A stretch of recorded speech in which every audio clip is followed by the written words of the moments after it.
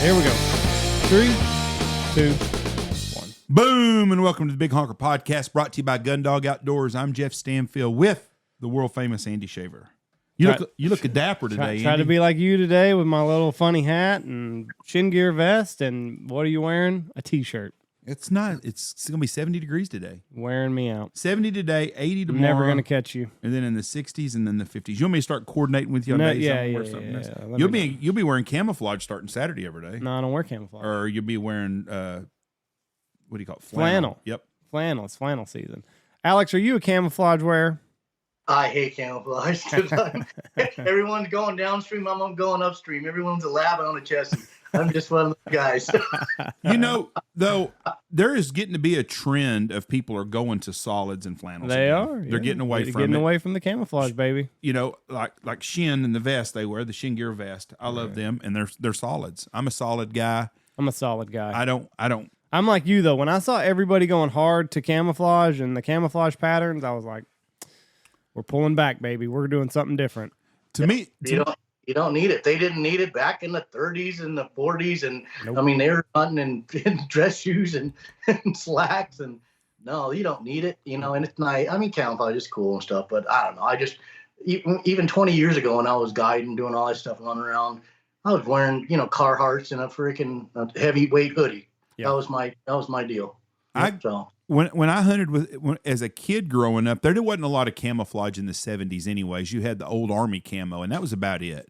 And then I think Ducks Unlimited come out with a deal, the Bob Allen camo and stuff. But when I was a kid, we wore dark stuff. We had some snowmobile suits that my dad found that me and Tony both wore when we were little. And then I had some bunker gear. My dad had some old bunker gear from the 70s, and that was as good a hunting clothes as I've ever had in my entire life. It was warm, it was waterproof, and it was windproof. And on a cold day, it was very good. Andy, what are you doing? Jeff, just go. Don't worry about me. I remember going to surplus stores as a kid. This is 8, 9 years old, going to the Army surplus stores and getting the green camo and using that, and then whatever else I could find. They had the olive drab back then too, where they wouldn't even camo. I was wearing some of that, and then they came out with that desert camo that was brown. I was all excited about that one. So, yeah. Well, I mean, you know how it is. Now you posted a picture on Instagram a minute ago of about 40 or 50 big geese behind you. I call them graders still. I don't know what they call them. The jumbos, the big birds. Now that's right there behind your house. Can you hunt right there? I can. That's my property. The river goes. I own halfway to the river. So yeah, all the way. I got about a quarter mile of, probably a little bit more, of riverfront. So yeah, no, I got geese roosting on my river. I try not to shoot those up. I live on the oxbow of a river, so it's just like it's strategic. Right now it's early. Birds are just starting to show up, but they'll get in here pretty heavy, and I'll get in birds. I'll land flocks of 100 graders. The honker, and I won't shoot into that. I'm very particular. I'll shoot into the 2-packs and the 4-packs and stuff like that. Just game management. What happens with the that comes with age too? Yeah, it does. You're going to have that water stays open year round. Is that right? Will that freeze up ever? It's a pretty small little creek, so it will freeze up. Now the geese won't leave. They are actually wintering here. The weather's just been really warm. So the big Canadas, they'll come here. We get a good migration come through here, and those big geese, they'll hang out. They'll hang out in this area, and we're not far from the Yellowstone, maybe 30 miles. So this whole area is just a great staging area, wintering area for them. Plenty of food. The Yellowstone, it doesn't completely freeze up. The Bighorn doesn't freeze up because it's a hydro dam or a dam that keeps it warm. So, and that's not far from here. So it's a great just an area, but it is dependent on the migration as well too. So. Now, how close were you to all that flooding and stuff that we saw in Yellowstone? His backyard. Yeah, I mean that was you, wasn't it? Yeah, it was literally. I got a couple of neighbors' tractor tires with the rims on my property. I mean, my entire 30 acres were underwater. Right.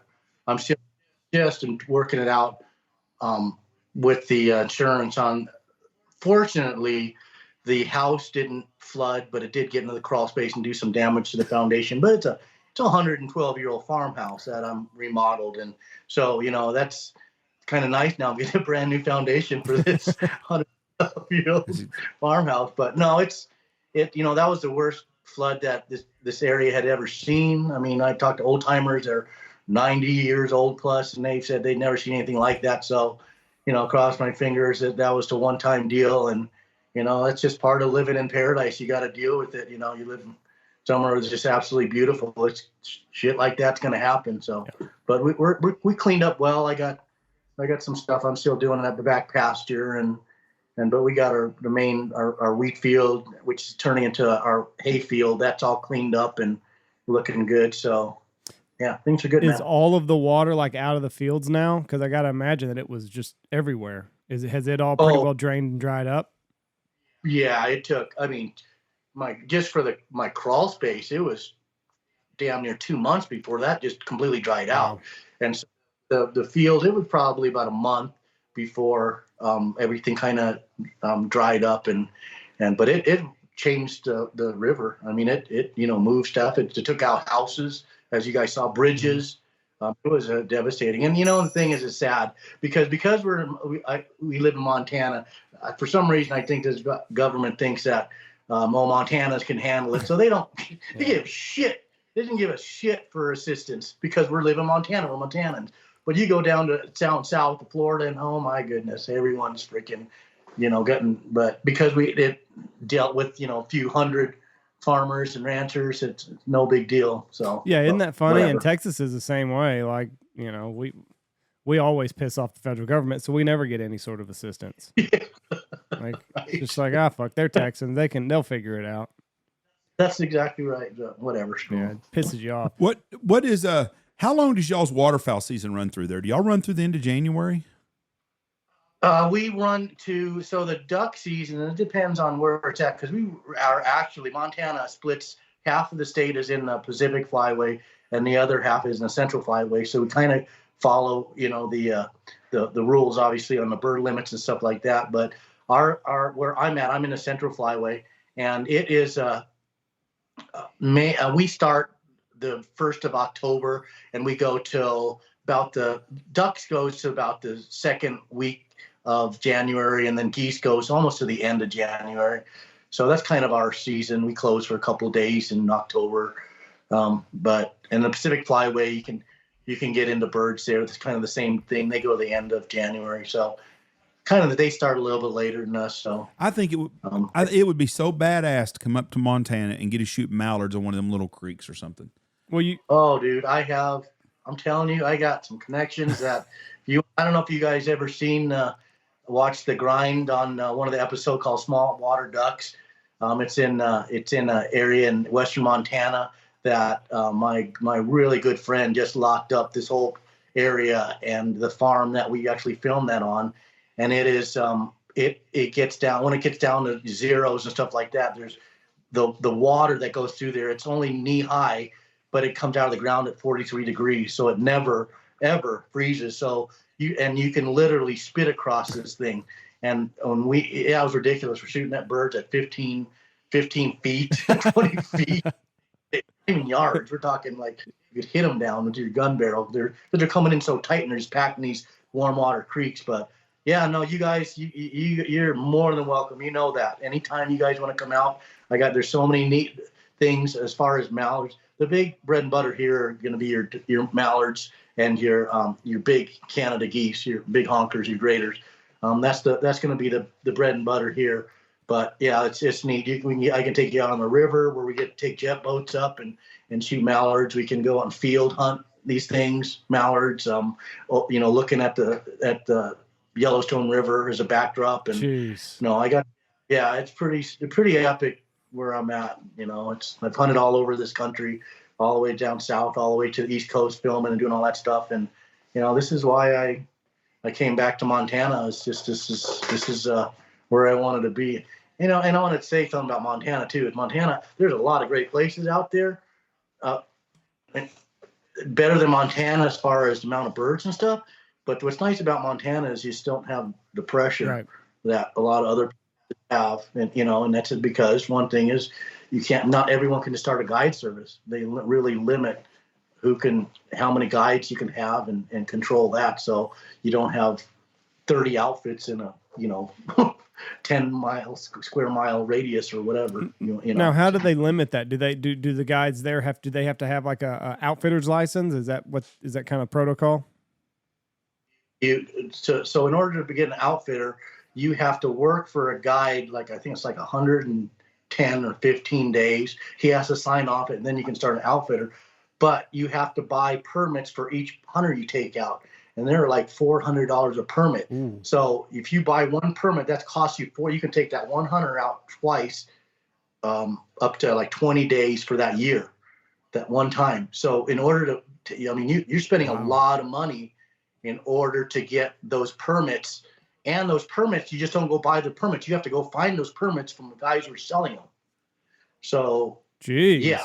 So there's only so many permits that are out there, and yeah, it's one way to really keep this area from, like I said, I've guided. I got lots of friends who are guides, you guys and stuff like that. Yeah. Problem is when you get a place that's just out of control and everyone comes in there and stepping on everyone's feet and not playing the game fair, and it really hurts for everyone, not just you guys, but the public hunter and everything. So I guess this is just their answer to keeping it not as much fairly pressure. Open. That's crazy. I did not know that they had to buy permits for every hunter that they were going to run. That's crazy. Well, it could get expensive. Yeah. Ooh, and $400 a pop. Yeah. Wow. So that's it gets spendy. So wow, that's crazy. But I mean, they're gonna keep it open, and I mean that's gonna lead to some great hunting for you though. I mean, it's a sportsman's paradise for you who's already got an in. So did you see this when you were doing the grind? That's when you found Montana the first time? Yeah, well, I actually grew up here in Montana, and then I moved away and ended up in Eastern Washington and got a job with the fire department there. Then I knew I wanted to move back to either Idaho, Montana, or Wyoming, just because I am a West Coast, kid from the beginning. But just the scenery here is it's just beautiful, and it's just not. The East Coast is just and the South there's so many waterfowl. I love it because it's the way of life down there. But the pressure sometimes, it's just, and so coming up here, it's just, there's no traffic. There's just, I live near the biggest city in the state, and it's 100,000 people. I mean, come on, it's a great place. But it does get fucking cold here. Yeah, that's a major drawback. It does get cold. So you recently just got back from Canada. Now, is this your first time going to Canada since the COVID pandemic? Is this the first year? I'm sorry, I kind of lost you for a second. You just got back from Canada. Is this your first year going since COVID in 2020? Yeah, I've been going to Canada since '95. Every year I go up there, sometimes twice a year, and everything from just freelancing to filming videos to TV and all that stuff. And when COVID hit and they kind of closed the border, I didn't make it up there for 3 years or whatever it was. And so I got back from Canada about a month ago, and I spent some time up there this time. Being retired, I went up there for about a month and just wore those birds out. And from the pictures, it looked like you were shooting a lot of speckle bellies, and I was getting nervous because I'm like, my good, he's shooting, he's putting a hurt on the birds that are coming to me in another month, and you were shooting so much. I'm like, there's not gonna be anything left. Alex is gonna kill everything before it crosses the border. No, man, it was a good hatch, brother. There was a lot of birds, and we were setting up on fields of 15,000 speckle bellies. It's unbelievable. 2 section fields, that are full of peas, just ridiculous. It was pretty phenomenal. But no, there's plenty of specks. Good hatch. You don't have to worry about that. Good. So, but that's the main bird we were shooting that, and then of course I went there early, so we're shooting a lot of the local big graders and stuff like that. So now, have you been to this area of Canada before? And if you have, did you see speckle bellies like you saw this year? This area, I've been to this area. I've been all over Canada, 4 provinces. I've hunted all over. Alberta is by far my favorite just because of the diversity of birds there. But this area, it's a good central spot for migration. You just got to wait wait your time, and they'll come to, be there when they're coming through. But yeah, it's a good spot, man. Like I said, Alberta is just a great spot for me. Saskatchewan, I know a lot of people hunt Saskatchewan. I have, and I love it. But I just think there's more opportunity as far as the type of birds you get to shoot in Alberta, because you get 2 flyways going right through there. You get your Pacific flyway, and you get your Central crossing right where I pretty much hunt. So you just get a lot of diversity and stuff. Were the spec numbers up though from before? From what you've seen before? Yeah, they are. They just changed the limit now is 8 dark geese. Oh, I remember when it was 3, 4, and then it was like 3 for non-resident alien, and then the resident who lived in Canada, it was like 5. Now it's 8 birds, 8 dark geese, and that's it. 8 dark. Doesn't matter if it's 7 specks and 1 dark goose or Canada, it's just 8 geese. So that tells me that the numbers are up. And from what I've seen, what I saw, yeah, I got buddies in Arkansas. They're sending me pictures that are just, I mean, tons of specks, just unbelievable amounts. So I think this is going to be a really good year for specks. Well, I can tell you this much. I got an ash chewing about 15 minutes ago from one of my farmers. Yeah. Because the specks are on his peanuts he has not harvested yet. And I'm like, well, that's not near as ash chewing you're going to give me if I go set up on there Saturday morning on unharvested peanuts. You're really going to be pissed then. But we've got as many geese here as I've ever seen this time of year. And every year I say that, and every year it gets worse. And there hasn't been a big front. There hadn't been a big front yet. Like it's gonna be 75 today. I think opening weekend it's gonna be 75, 80, low in the 50s. I've not turned on my heater yet. It's November 2nd. So, I mean, they're just here based off of calendar. It's supposed to be in the 50s here next Friday, but that's it. It's unseasonably, well, it's actually not really that much unusual, the temperatures. We're about usually average. We get a big front in October. We'll have a day where the highs are in the 40s. Right. And we have not had that yet. And we've usually by now, I've ran my fireplace in my back room. We haven't turned our heater on. Mom did ask me Saturday night, she goes, do you want me to turn the heater on? Hell no. It's going to be 80 tomorrow. Why? What'd you do? Put a blanket on. We're good. Bundle up. Bundle up, woman. I don't. But we haven't even thought about doing a wood burning stove yet. No. And I hope I have to burn 4 quarts of wood in December and January. But right now, it does not look like it's going to get cold. I want to talk to you about a lot of stuff. Your field trauma kit. The guy sent me a message this weekend that your field trauma kit saved his dog's life. That's awesome. And that's awesome. And I carry one. Every vehicle we have has one in it. Every guide has one in his bag. Yeah. If you go anywhere and you don't have some kind of first aid kit in your vehicle, I think you're being very foolish. I really do. You never know when you're going to be. Now, I'm the kind of guy, if I see a wreck, I'm going to stop and see if someone needs help. Now, if there's cops and ambulances and stuff there, I'm not going to do that. They've got it under control with trained people. But we live out in the middle of nowhere in West Texas, so it's not uncommon that we come upon an accident. I've been to lots of accidents, and I'm there way before anybody else gets there. Well, I'm not a paramedic. I'm not going to run up and start, rendering aid of trying to stitch somebody up. But I have been to a situation where a guy cut his scalp from the top of his head all the way back. And I probably would not have done it, but there was a nurse lady there. If we had had that kit, and I've got that staple deal, she could have stapled his head up where he wouldn't have been bleeding near as bad. Right. Mm-hmm. Yeah. Yeah. It's that kit is just like I tell people, it's just like it's an afterthought. For me, it's not an afterthought because I did it for 27 years. Safety's always been my thing, being a hunting guide and all the way into being, my job as a safety officer for my fire department. So I've seen what can happen, and you just never know. And to get feedback like that, Jeff, it makes me feel good. Because when I started this company, it was just like, if we can educate one person, save one dog, do something to where we make a difference in one dog, one person, one family's life, it was all worth it. And we get feedback like this all the time. I had a guy at a show.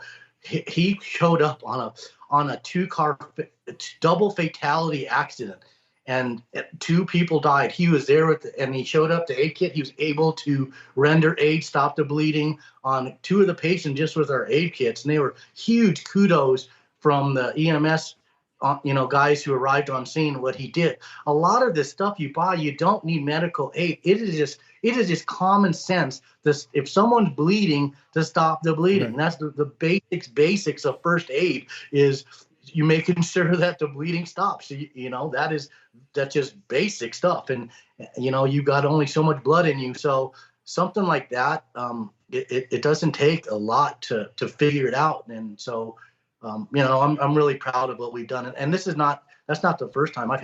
Last year we had a dog get shot. The vet told the owner that he gave huge kudos for the first aid kit and said, if you would not had this first aid kit, your dog would have died. Right. And so just stuff like that is there's after this is going in our 4th year, and I bet you we've probably helped well over a couple dozen dogs on serious stuff too, and humans too. Well, so. And I just reread this post. The guy, it was a 7-month-old puppy. So I mean, this is a brand new investment in this guy's life and a brand new family member, and like to lose it after 7 months to a barbed wire fence, like that would have been awful. Yeah. I mean, I don't know if this guy has kids or anything, but I couldn't imagine going home and telling my kids like, I lost him. He got cut by a barbed wire fence. So, and I mean, I have the field trauma kit behind me. It's behind me on every podcast, but I mean, it fits anywhere. Like in your freaking, in your console. I carry one in my console. I carry one in my blind bag, but I mean, it's got everything I need just right in here. And it does not make sense why anybody would, I don't want to carry it. You're just being selfish. You're being foolish. And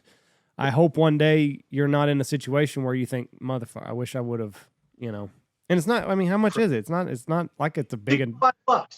What is your dog worth to you and your family? 65. I hope it's worth $65. Or your kid. I mean, hunting is a dangerous sport. Yes. Your kid could cross a barbed wire fence. A loved one could God forbid, it's dangerous what we do.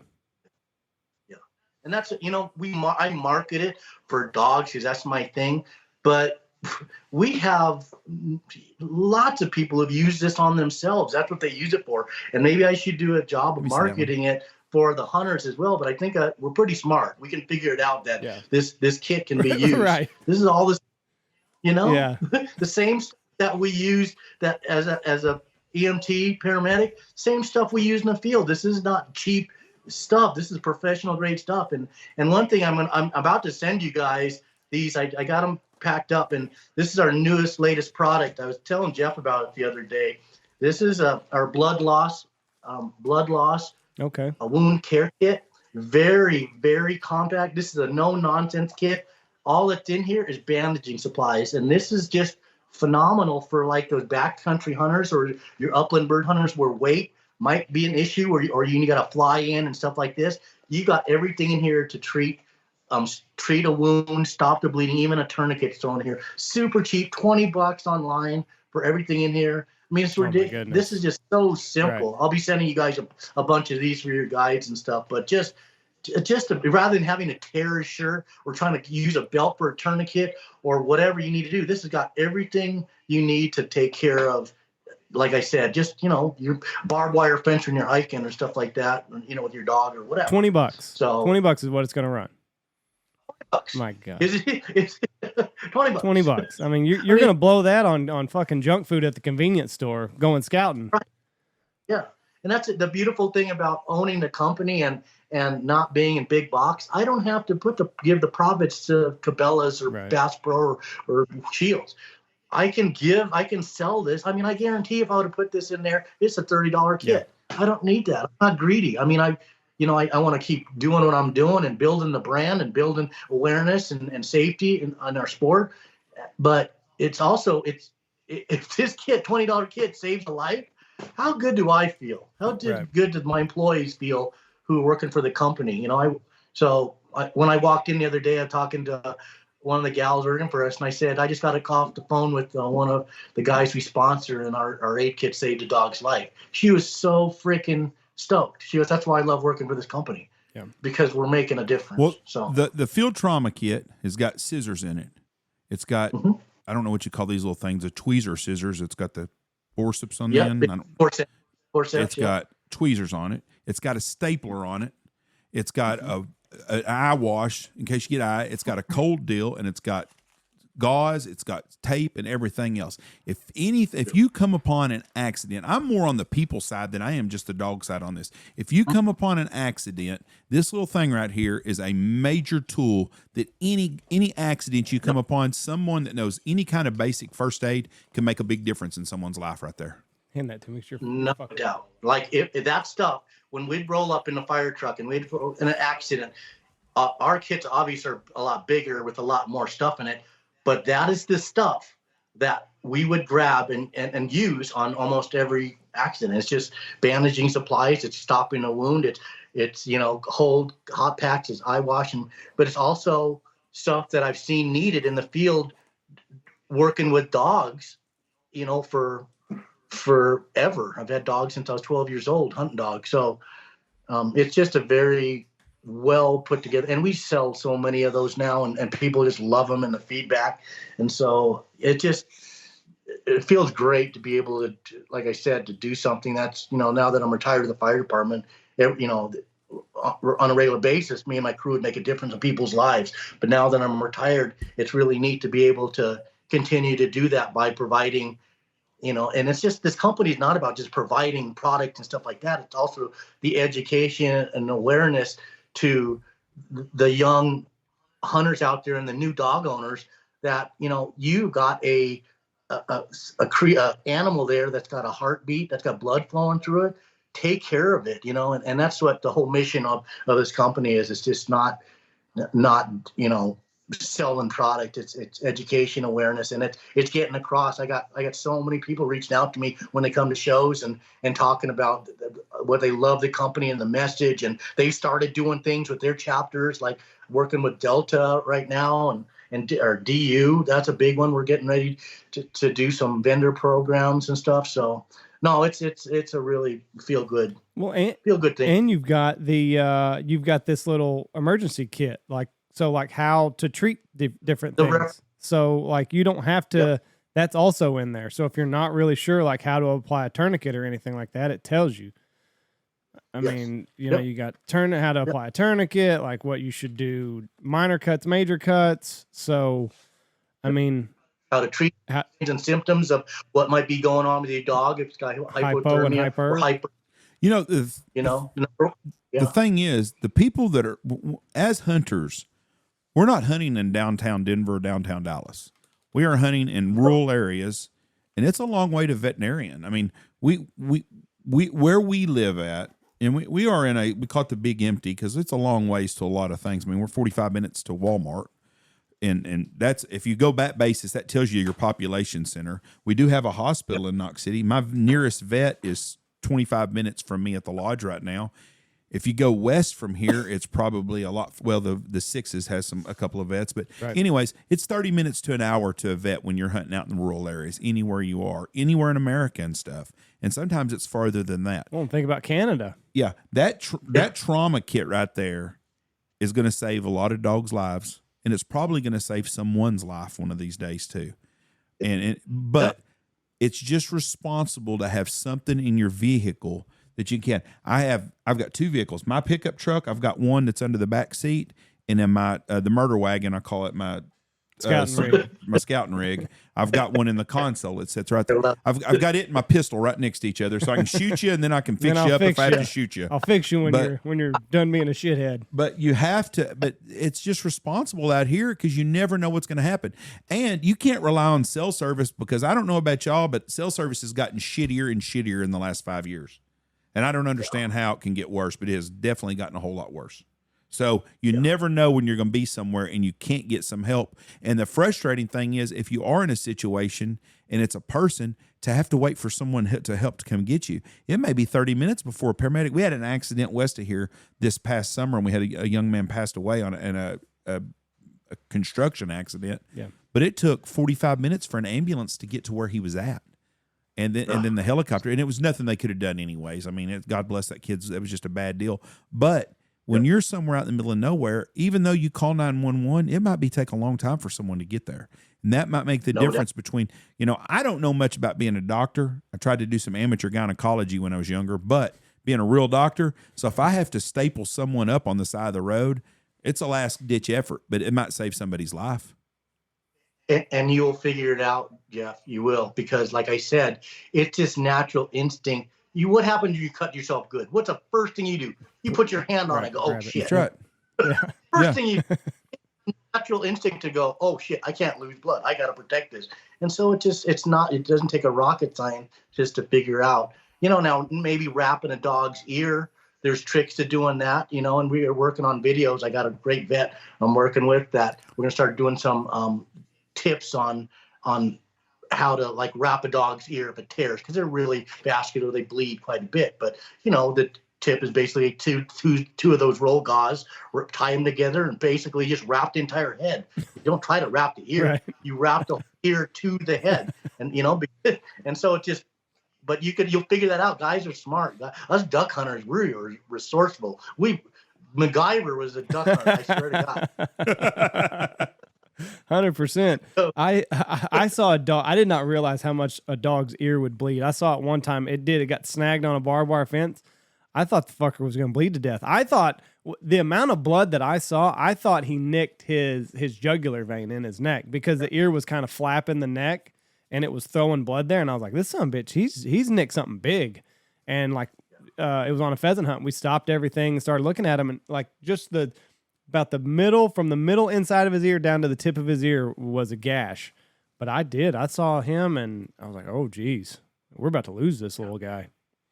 Yeah, they do though. There's certain parts of the dog, the tongue, the ear, the feet that just bleed really, like they're just vascular. They're going to bleed. So that's why it's that with those kits, there's nothing, you can treat any kind of wound with that kit. It's got the stuff in there. So no, like I said, it's a very well thought out and very popular kit. You're not going to find a kit put together that well for the price of that. I mean, I've priced them all. I've looked at them all, and there's just nothing out there. Right. Were you always kind of naturally not squeamish about these things, or when you first got on as a first responder and on the fire department, did some things kind of make you a little queasy? You know what? Here's something fucking funny. Is right now I can't stand looking at any of that shit. Oh, really? Because I've seen so much of it that I just don't want to see it again. Like I had to go come home, my wife and be watching like ER show and stuff like I don't want to watch that shit. I see it every day, right. So it just, at this point, like I don't want to see it. I can, and I'll deal with it. I've dealt with it, but naturally at first when you're young, see your first dead body.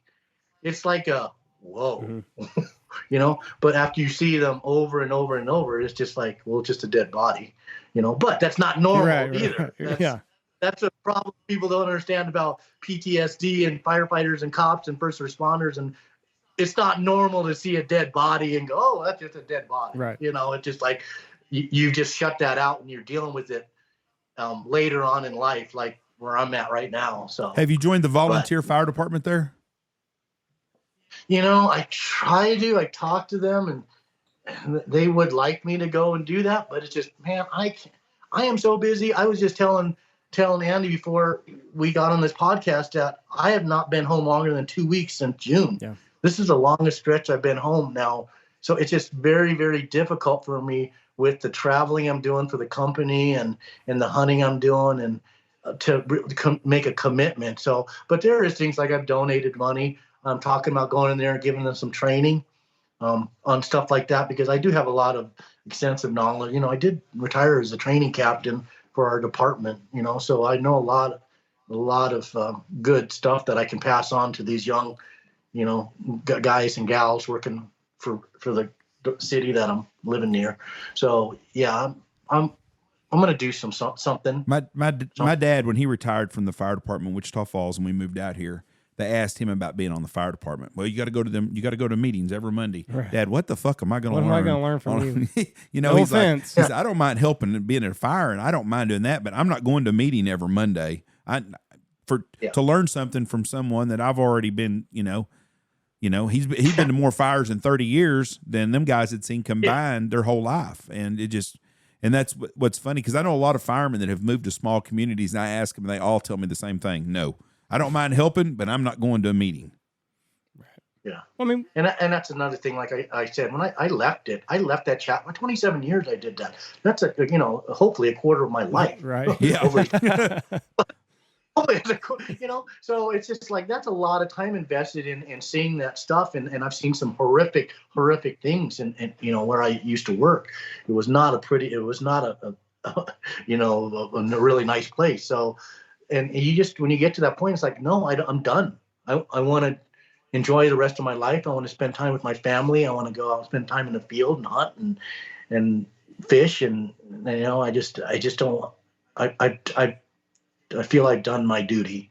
I've given what I should. So, but I also feel a responsibility, being probably one of the most knowledgeable people in EMS and fire in the area, right, to also give back too. So that's the biggest thing I struggle with, is that I have. So, but I like I said, I plan on doing some training stuff, at least giving them some resources, because I still connection with the fire department that I used to work for. I still know a lot of the guys, so I can hook them up with some good resources there. Well, and it's such a difficult thing, because you are retired and you want to do what you want to do, but like you said, like when you start sitting at home, you're like, fuck, man, I could be helping somebody, and you are such a valuable resource that it's a tough thing.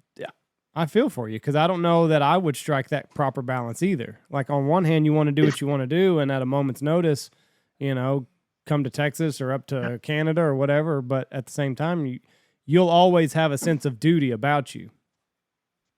Yeah. Yep. So.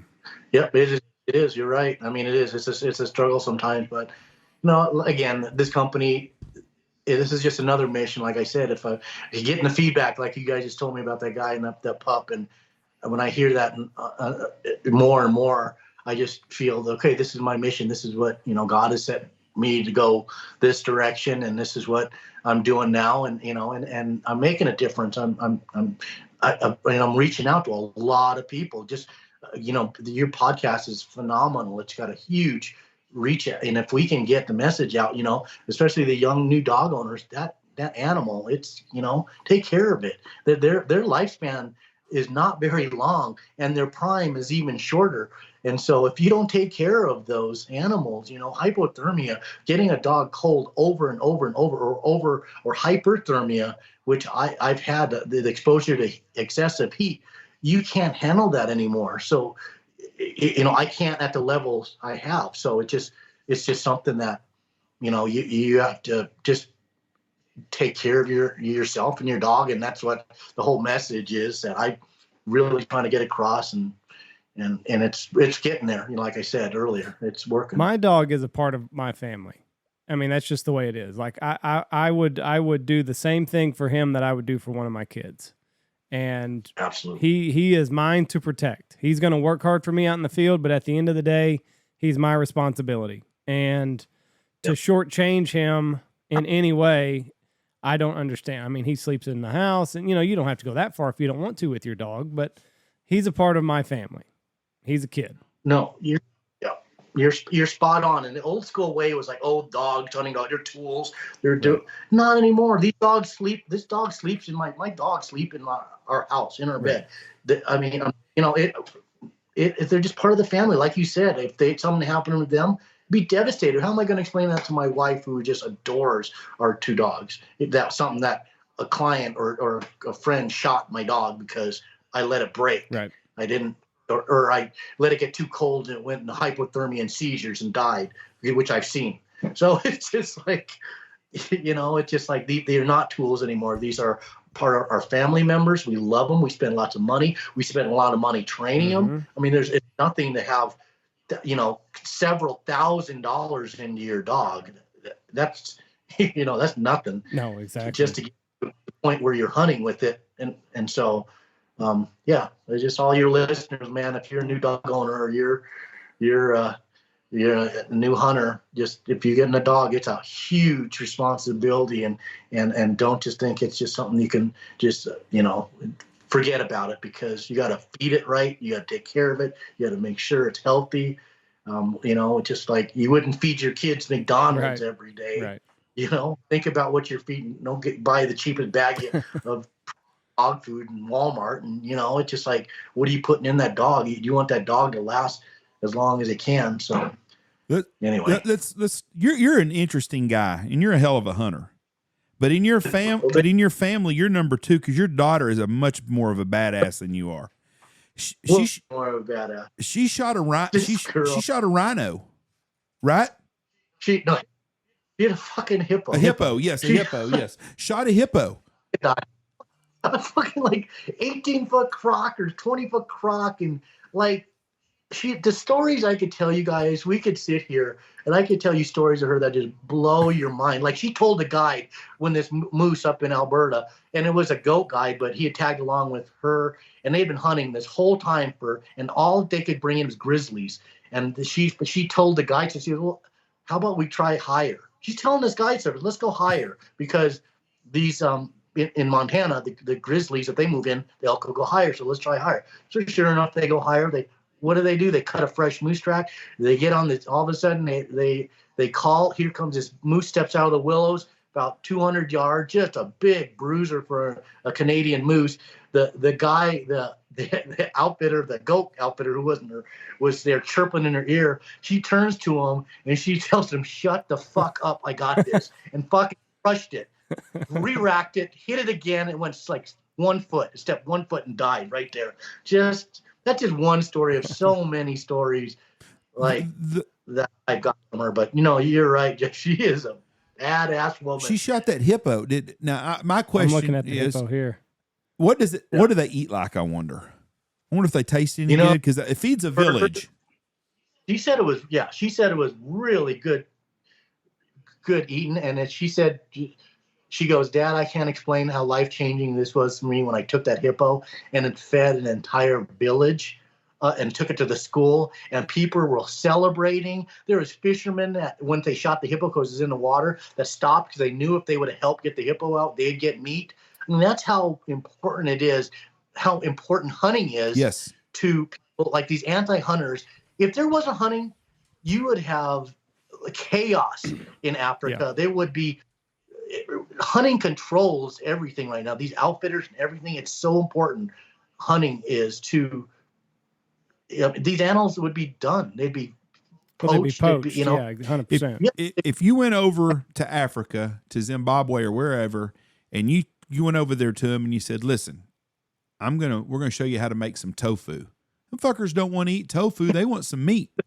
And that's what these Hollywood liberal granola crunchers do not get. And they don't understand the money and the economy, how it helps them. All they want to know is, it's a bad person. You shot a hippo. Well, let's be honest with you. What viable, other than food, what does the hippo bring to nature? I mean, it's to feed these people. If you don't want to feed them and let them hunt, then you're going to be just like that Rockefeller boy. You're going to be the meal. Mm-hmm. I mean, it's a horrible. So she shot a 9-foot hippo. What'd that thing weigh, I wonder? Oh, fuck. I don't know. It took just to get it out of the water. It took a tractor, a truck, about 20 guys at 4 hours just to get it from the bank, the water, up the bank to where they could start cutting it up. Gee. It was like 4 hours with, like I said, she said it was, I don't know what the weight was. And how about the balls on these people to go in the water after this hippo? There's gators in there. There's crocodiles. Right.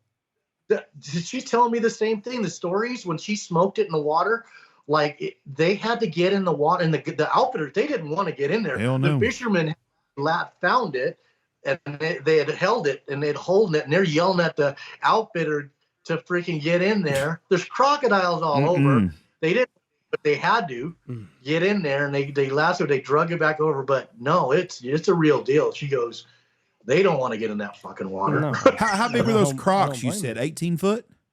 Yeah, something like that. 18, 20. That's a big lizard. And I gotta assume that they're going to be drawn to the blood that's in the water now. I mean, it's just a free meal.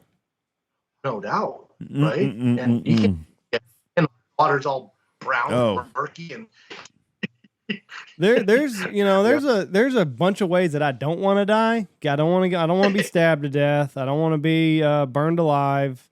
I mean, a crocodile taking you to the bottom of the lake and just you're there.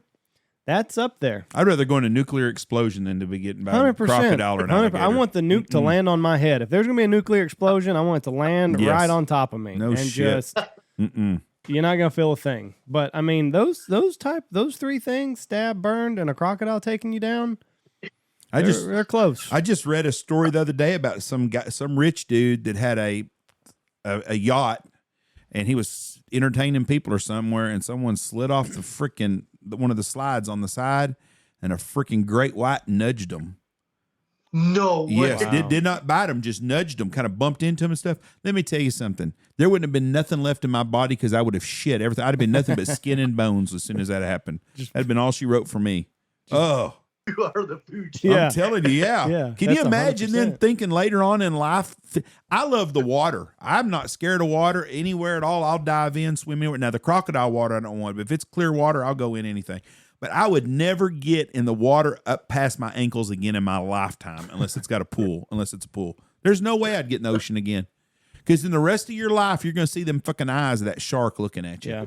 We, my sister-in-law, Jeff's daughter-in-law, she had a cousin or an aunt? It would have been her cousin. It would have been her cousin. Anyway, they're in Key West, and they're off dicking around and same type thing. She jumps in the water or goes down a slide? She jumps down the water. Jumps in the water off of a boat, and she lands on a bull shark, and it tears into her leg. And they're 30 minutes offshore. They would have loved to have that field trauma kit because she almost bled to death. Put it on your boat also, people. You know, it's not just for dogs and highways. It was 45 minutes before the Coast Guard could get a helicopter there. That's how far away they was to pick her up. She was with her. To care fly they her. were with their 2 kids or 3 kids, and I mean, it was a big deal, and it took a big old chunk out of her leg. Like they were to the point of like they were telling Mama's last rites. You need to tell your mother goodbye. Oh my God. I mean, it was horrible. It was bad. It was crazy. But I mean, I'm like, Jeff, I ain't jumping in the water ever again if that happens. No shit. I wouldn't even go to Florida. No, I'll duck hunt and put my waders on, and that's about the extent of it. Where are we going on vacation, honey? Kansas. Yeah, we're going to a landlocked state.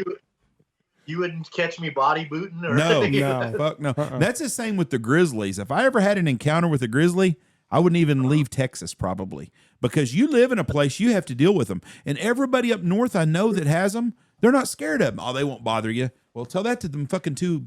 Was it the wrestling kids the other wrestling day? Kids. Yeah. Yeah.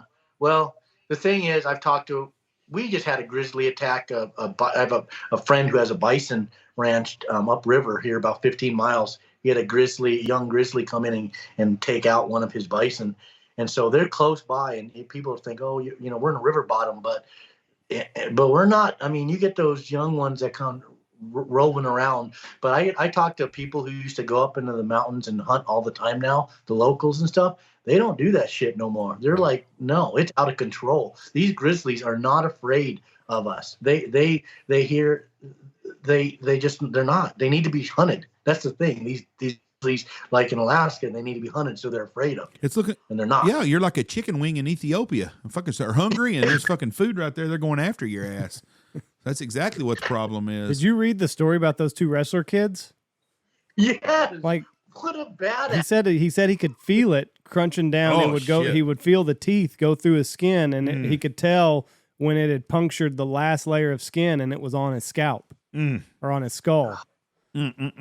I mean, and then one friend jumped on the grizzly bear. I'm telling you right now, don't fuck with a wrestler. If they've got cauliflower ears, leave them fuckers alone. Them bitches will take on a grizzly bear. They'll whip your big football playing ass in a heartbeat. Oh, 100%. They'll tie tie your big ass up in ways that you can't even imagine. Put a figure 4 leg lock on that grizzly, and that bitch tapped out. There's a lot of people that I love, but I mean, a wrestling buddy. Are you jumping in for a wrestling buddy? You ain't asking his ex-wife out. My wife, no. My wife, you know, I'd die for. My kids, I'd die for. A wrestling buddy? I don't know. When your friends are hurting, it's not a quick death. So I mean, I'm sure there was a lot of screaming and a lot of blood and guts. Yes, it was a hell of a story. There's a story in Minnesota at the Boundary Waters, a place I've been to 3 or 4 times up there, that they had a young black bear that was sick, and it jumped on somebody in the water. Guy went to jump in the water, and somebody jumped back on him, but it only weighed like 130 or 40 pounds. And he said, I thought my ex-wife was tough, but this fucking sumbitch wouldn't let go. And it had claws and teeth. But he finally ended up getting it off of him. Yeah. But that's a 130-pound bear. You're not getting a 400-pound bear off of it. That's like a bad night with a fat chick. I mean, you're like, get the hell away from me. She's pinned you. You're like, uncle, you know. What's my safe word? Oklahoma. It just ain't happening. Chewing off. Oh, woof. Coyote Ugly, chew alarm off so you don't have to wake her up. Mm-hmm. So, Alex, what have you got coming up next? You got any other trips coming up? No, not really. Well, actually, I do. We got a trip planned. Me and my daughter, we're going to Argentina in March. We're going. She drugging me into the big game world a little bit more, so we're gonna go after some red stag there. Of course, I'm thinking about if I can shoot birds while we're there, but she's like, "No, we don't have enough time." Right. Well, if I shoot a little one right off the bat, she's like, "You're not shooting a little one so you can shoot some crazy ass duck." But anyway, yeah. So we're going to Argentina in March, and then show season starts up back again in February with Pennsylvania doing the great North American sports show. You're going to Harrisburg? Yeah, you'll be there for 10 days, and then going down to Nashville and hanging out with my country buddies down there and listening to some good music, drinking some good beer. And me and Michelle are going to be at Nashville. We're going there. Good. We're going to be there with the boss. What are the dates? Oh, shoot. What is it? Going to be like the third weekend of February? It's probably while you're skiing. I think it is. It's the week you're skiing. We're going to be gone the same time. Yes, it is. Yep. So never mind. We're going to go that weekend. I think it's President's Day weekend, isn't it? Yeah, I think you're right. Now, you're going to Harrisburg. Have you been to Harrisburg before? I haven't. I haven't. This will be a first time for me, but when we do these shows, our booths are so professionally put together, and they really stick out. And I've spent a lot of money and a lot of time creating, a good looking experience for people to come through, and we do very well at these shows. So people told me that Harrisburg, we're going to kill it at Harrisburg. So I'm excited. Game Fairs in Minnesota, that's a huge show for Nashville. We did the Ducks Limited one in Texas last year. So that was a good show for us. So I just, it's fun to be able to travel and meet other hunters and hear stories. And, the after hours are always fun. Hell, every time I turned around last year, I saw you at Ducks. I saw you at St. Louis, and then we saw you at Game Fair. I've been to Harrisburg. I did that show 25 years ago or so. A lot of people, lots of Amish there. I was shocked. They come in by the busloads. I heard that. They're everywhere, which they're not going to use a field trauma kit. They got something they make at home probably to do that. Yeah, they got like butter and honey mixture that they put on there, and hell, you're good. Whittle bandages out of wood. Yeah, exactly. You need to figure out how to get down to Texas this winter. Man, no doubt. I would love to. I'd love to come down and smoke a turkey. Well, we can do that too. We've got those. You just got to wait a little bit longer. I meant you need to get to Texas to shoot a speckle belly. You've probably shot enough speckle bellies. We don't have anything to offer you this year. You're done. No, but you have to go just hunt so different. I mean, I love seeing different areas, and Texas is a badass state. First of all, because you guys got your head screwed on right. That's the first thing right there. And then, but the diversity and just you got a lot. You guys got a lot to offer. Especially, really surprised. Some of our biggest sales, honestly, come from Texas. Is in the top 2. I think you guys might be my number one sales for product coming out of Texas. That says there's a lot of waterfowlers down there. California and Minnesota, they did the next 2 on your list for sales? North Carolina and California. Our biggest downloads are in Texas, but our second biggest one is Minnesota, Illinois, and then California. Really? There's a lot of waterfowl hunters. Illinois, California we load up, but Illinois, I did a contest there for a little bit to pick the metro area because it'll be really weird. One day it'll be Dallas, Fort Worth. The next day it'll be Terre Haute, Indiana, and then it might be New Orleans. But it's crazy how certain episodes geographically some area just loads up, and sometimes it doesn't make any sense. Like we do a bunch of Chicago, Illinois is one of a big one, and Philadelphia, Pennsylvania is one of our biggest cities all the time too. And that really surprises me. You just never know. And I'm really proud that you are going to be a sponsor of season 2 of the First Family Waterfowl. We are so excited about having you on for that. And I was just going to bring that up. I was just going to bring that up, and I was going to say that I'm excited about that. And we need to get you guys up here and show some diversity and get you on some of these small water stuff and do some stuff like that. I would really like to do that. I wish you'd come down and hunt with us this summer. You need to come when the boys from Boss are here. Is when you need to come through, and I'll give you the dates off air like that. And I want to question. The guy asked me, "Are you a Shriner?"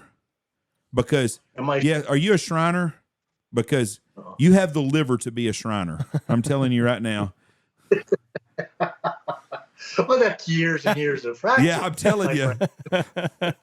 Stoner told me that a minute ago, and they said, "Boy, Alex can party as much as anybody." I said, "Can you imagine trying to keep up with him when he was about 21 years old?" Woo! Yeah. Well, right now, see, my liver, what happens is it finally just turns into like a solid piece of rock. It doesn't really filter. It's just years of practice. But no, I don't know. I've slowed down. But what's that song with Toby Keith? I'm not as good as I once was, but I'm as good once as I ever was. Well, I don't sit at home and just drink continuously, even though I'm sitting in my bar right now. But when we have to, and you got to step up and show those young boys that, that old buck, he's still got a. I would put our sponsors up with anybody when it comes to partying. The boys from Pacific, Alex, and Logan and them. I'm telling you right now, we would win that. Yeah. What about the boys from Boss? Yeah. What about Zach? Well, Zach's too big. He scares me. He's tight end, NFL tight end. He slapped the piss out of me. So but yeah, them boys can do it. Lee just left here, and I don't think he drank water the whole time he was here. He had coffee in the morning until it was time to drink bourbon. Somebody told me when Lee leaves your place, you got to replace all your coffee and all your bourbon. He likes to have a good time. But I mean, a master at what he does. Watching him work, I mean, it was fun to watch him work because you're watching a genius.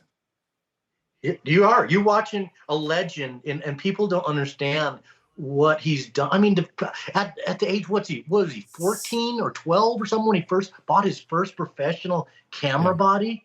I mean, people just don't even understand impact and the brands as he's built for so many. Boss, I mean, he built that. That's why they reached out to him, gave him part of the company, and said, "Build this brand." That's why the Lucky Duck and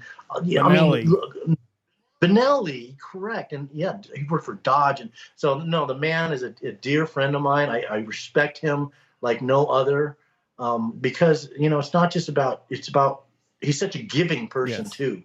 He's just he wants to help people, and that's what our sport is all about. I know, we need more guys like Lee out there, and you guys do have some really cool sponsors, and that's why you're actually my only sponsor for podcast, just because I love you guys. I love your message. I love what you're about, and now that you got this, the First Family Waterfowl coming out, I'm super excited to be part of that. Really stoked about that, and anything I can do, with my background on videography and production for TV and stuff like that, please reach out to me. Well, listen, we're probably going to. So, I mean, you offered the invitation, so I'm probably going to take you up on it.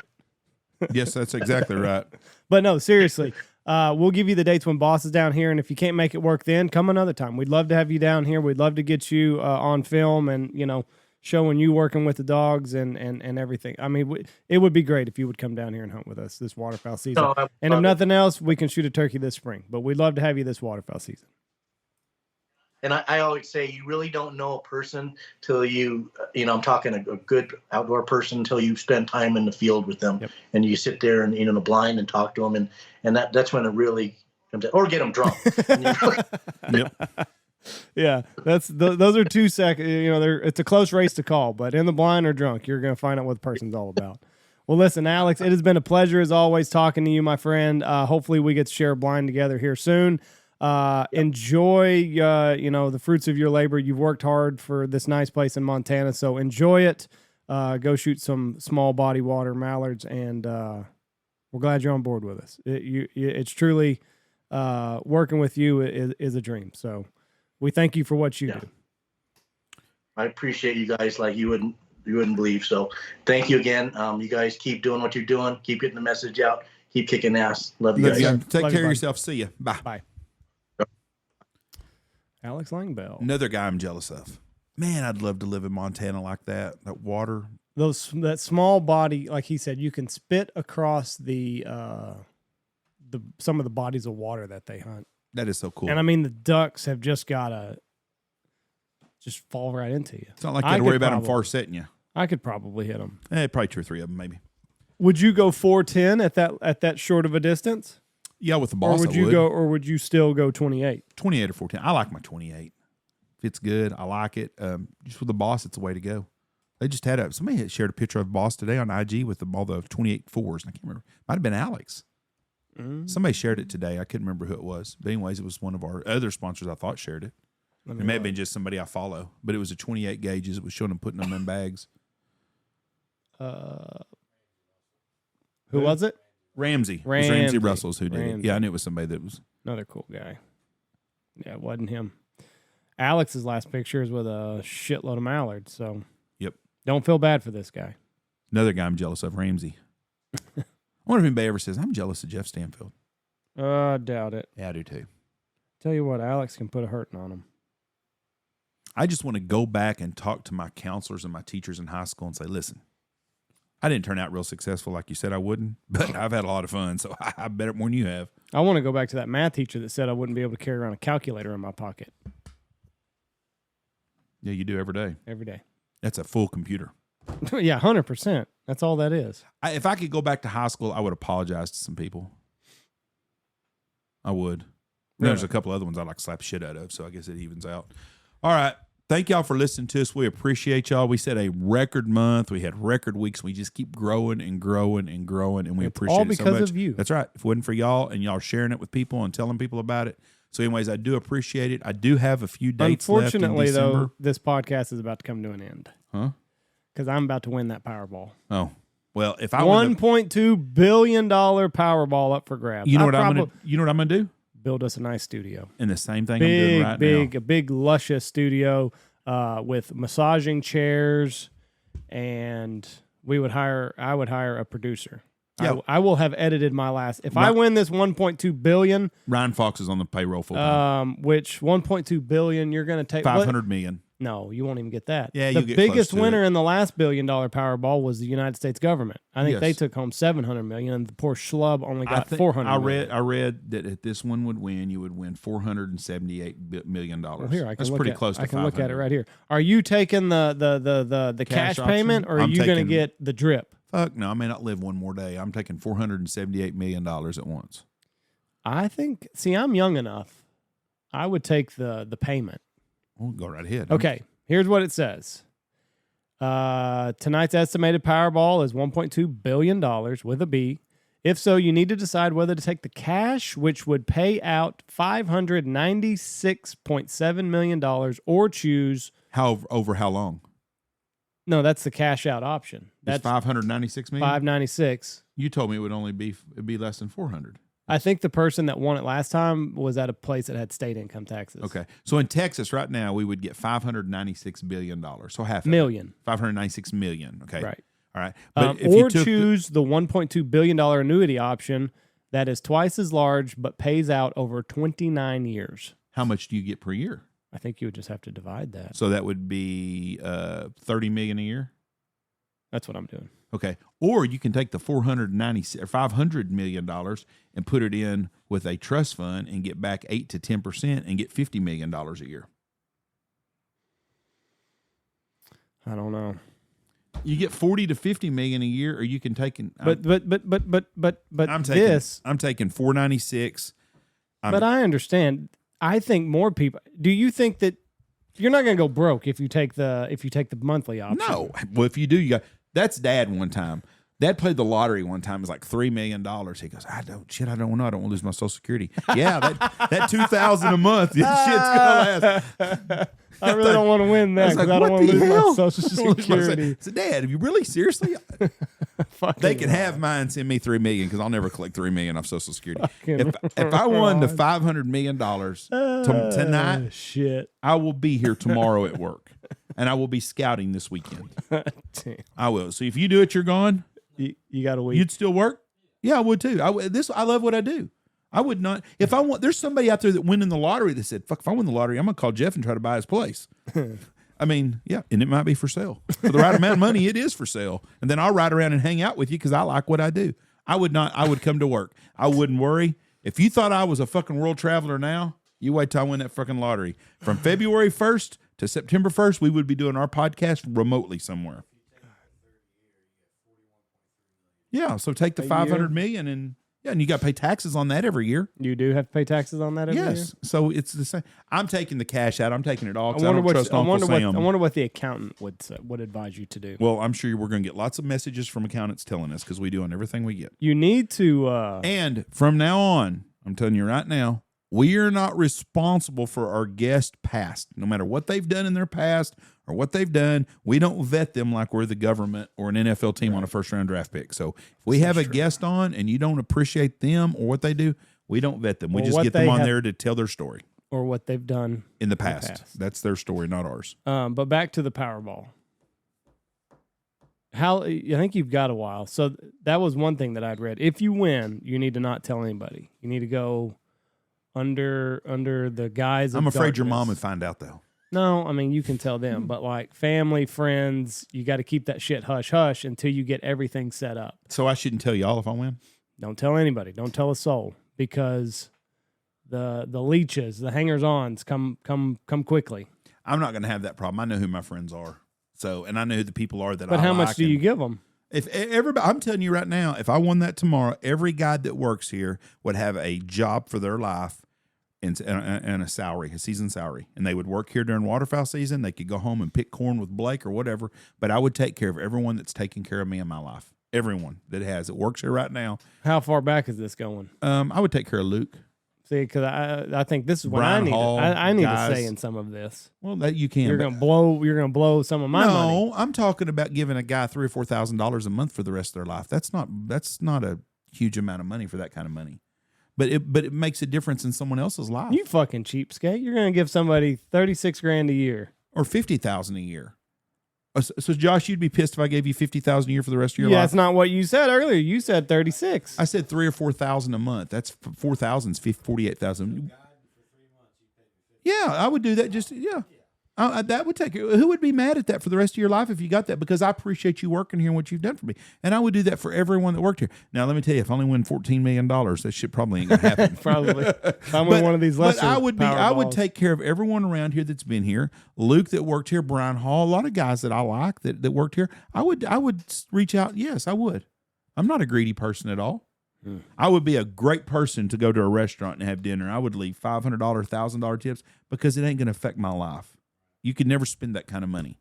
I'm not buying private jets, maybe just one, but I would. But yes, Ryan Fox, I would give him a job. Ryan Fox would have a job sitting right here as the our amount producer. of money that you're already blowing. You need to take the yearly drip. You're gonna be fucking broke in 5 years. No, you put it in a trust. You do it broke. No, you don't trust. Broke. If you put $500 million in a trust at that kind of money, someone is going to give you 8 to 10% for the rest of your life.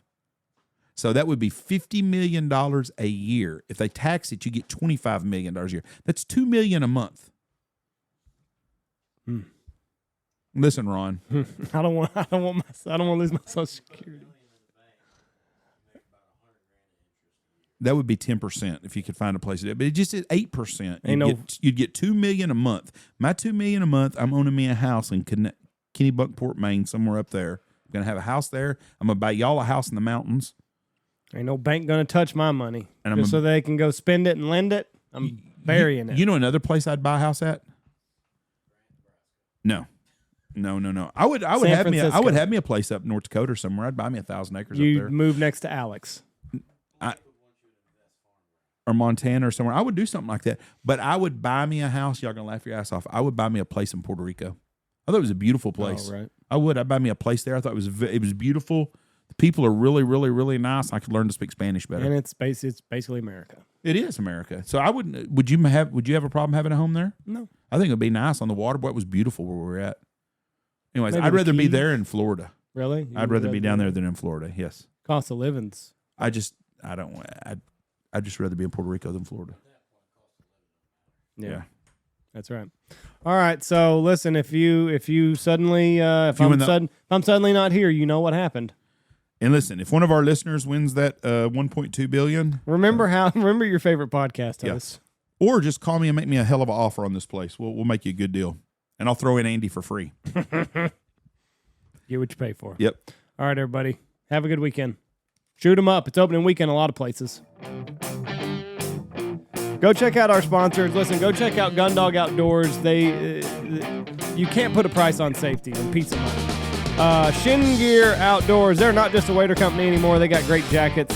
Lucky Duck, Pacific Calls, Dive Bomb Industries, Boss Shot Shells, Looking Glass Podcast, the Hunt Proof app. Go set it up right now. Alpha Outdoor Specialties, Bangtail Whiskey, Stanfield Hunting Outfitters, Dirty Duck Coffee, Ducks Unlimited, and Double T British Kennels.